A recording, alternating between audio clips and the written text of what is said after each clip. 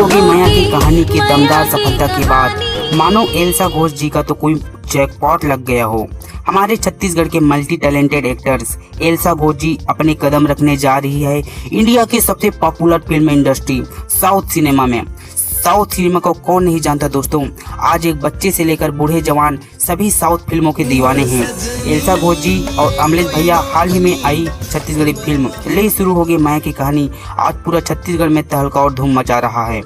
Elsa जी ने अपने official Instagram page पर एक पोस्ट किया है जिस पर उन्होंने साफ साफ बताया है कि उनका जलवा अब साउथ फिल्मों में भी देखने को मिलेगा। स्क्रीन पर दिख रहा है फोटो आप देख सकते हैं। यह चेहरा आप जरूर पहचानते होंगे, भले ही आप इनका नाम ना जानते हो, लेकिन Rajendra Prasad sir south film industry के जाने माने अभिनेता हैं जिनके साथ एल्सा जी का न्यू मूवी आने वाला है। तो दोस्तों एल्सा जी की कौन सी साउथ मूवी आने वाली है, फिल्म में कौन कौन से एक्टर नजर आने वाले हैं, फिल्म का नाम क्या है, यह जानना चाहते हैं तो चैनल को सब्सक्राइब करके एक घंटी जरूर बजा दें क्योंकि वीडियो बहुत ही जल्द आने वाला है। और हम छत्तीसगढ़ वासी की तरफ से एल्सा जी को बहुत बहुत शुभकामनाएं।